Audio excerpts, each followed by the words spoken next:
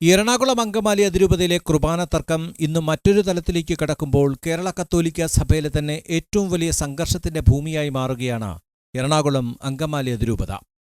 പ്രതിഷേധിച്ച വൈദികരെ പോലീസ് ഒരു ദയവുമില്ലാതെ തറയിലൂടെ വലിച്ചിഴയ്ക്കുന്ന ദൃശ്യങ്ങൾ സഭയെ സ്നേഹിക്കുന്ന ഏതൊരു വിശ്വാസിക്കും കണ്ടു നിൽക്കാൻ കഴിയില്ല.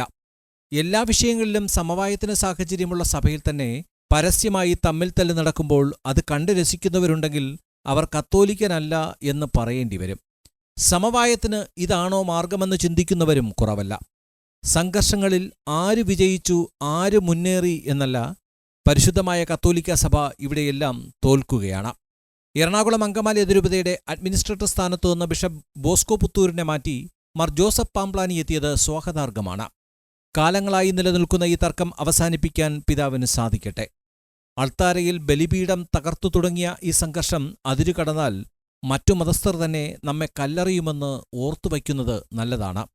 കത്തോലിക്ക സഭ തമ്മിൽ തല്ലിന്റെ സഭയല്ല, സമവായങ്ങളുടെയും സൗഹാർദ്ദത്തിന്റെയും സഭയാണ്.